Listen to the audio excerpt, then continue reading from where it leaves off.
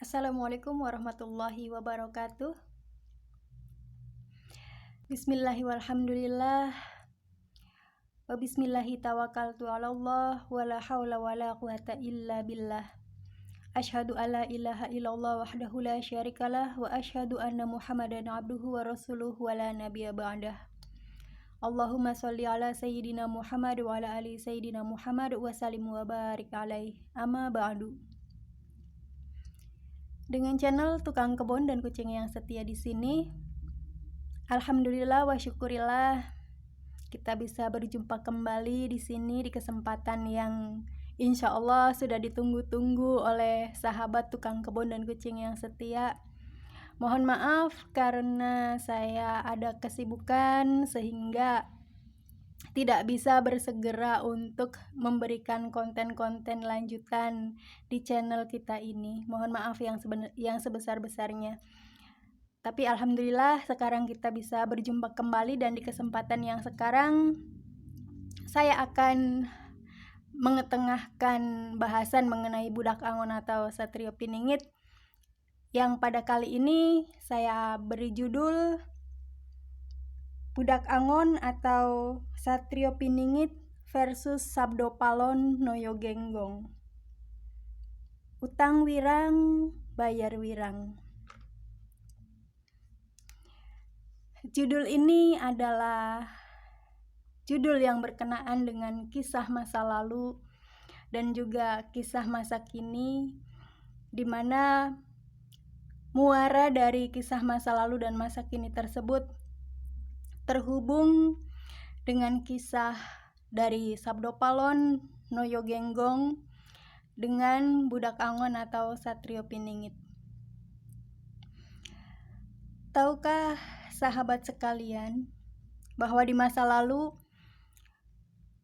Sabdo Palon dan Noyo Genggong merasa sangat kehilangan muka, merasa begitu wirang, begitu malu di hadapan langit dan bumi sebagai saksi ketika beliau bersumpah akan menjaga segala keturunan raja-raja Jawa dan mempertahankan serta mengingatkan beliau-beliau itu, yaitu raja-raja Jawa tersebut, tentang agama nenek moyangnya, dan bersetia bahwasanya raja-raja tersebut akan sampai dengan berakhirnya zaman terus memegang, terus memeluk agama leluhur mereka. Akan tetapi pada masa Prabu Brawijaya Pamungkas, yang merupakan raja terakhir dari kerajaan Majapahit di masa-masa keruntuhannya, beliau kemudian berpindah agama dari yang sebelumnya beragama, di kisah tersebut dinyatakan sebagai beragama Hindu, kemudian berpindah memeluk agama Islam dengan tanpa meminta nasihat ataupun pertimbangan dari Sabdo Palon dan Noyo Genggong selaku pamomong dan penasehat beliau dari alam spiritual atau alam goib. Maka merasa sangat kecewalah beliau, Sabdo Palon dan Noyo Genggong ini. Bagaimana tidak? Ketika seorang penasehat raja, ketika seorang sesepuh yang diamanahkan oleh Yang Maha Kuasa, apalagi ditambah dengan adanya sumpah bahwa beliau akan menjaga, akan memomong, akan memberikan nasihat dan petuah serta pertimbangan kepada raja yang dijaganya itu terhadap keputusan-keputusan penting yang akan diambilnya.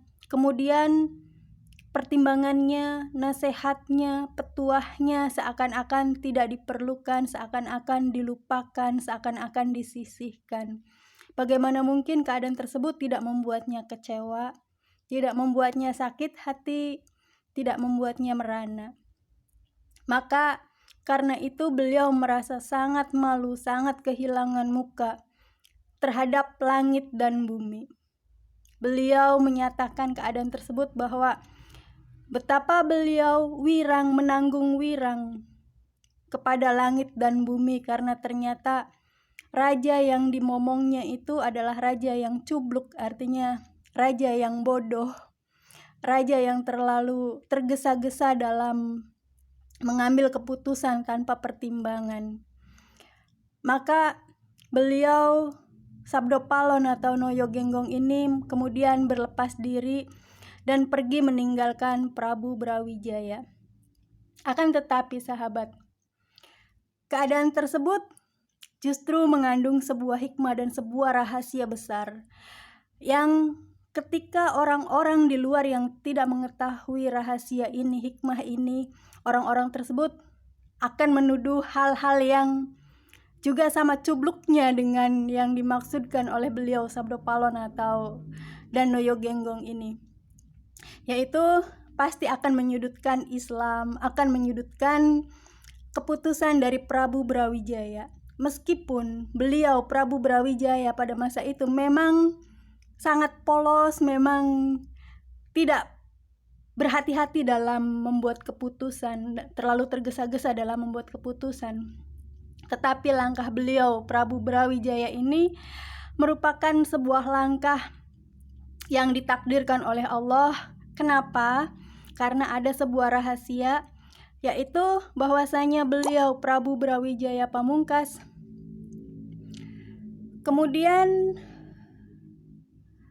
menyerahkan keputusannya kepada Yang Maha Kuasa, bahwasanya beliau mengambil keputusan itu karena ada sesuatu hal yang itu nanti insya Allah akan saya kupas tentang hikmahnya.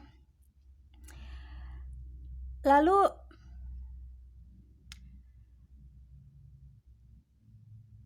keadaan wirang, keadaan menanggung malu yang ditanggung oleh beliau Sabdo Palon ini kemudian dimintakan kisosnya, dimintakan balasannya, ditanggungkan kepada beliau Budak Angon atau Satrio Piningit.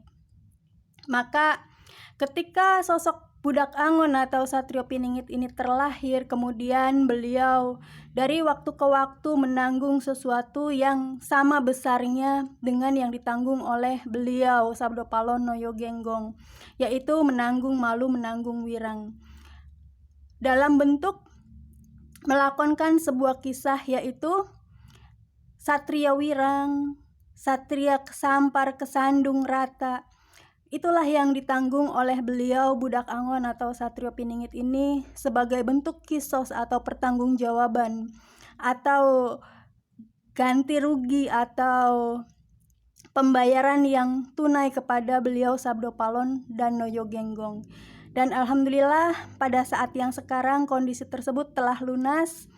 Dan dengan demikian sosok Budak Angon atau Satrio Piningit pada saat ini telah terlepas dari tanggungan sebagai manusia Satria Wirang dan sebagai seseorang yang harus menanggung lakon Kesandung Kesampar Rata.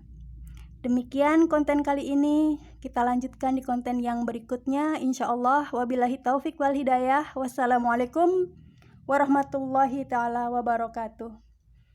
Sampai jumpa.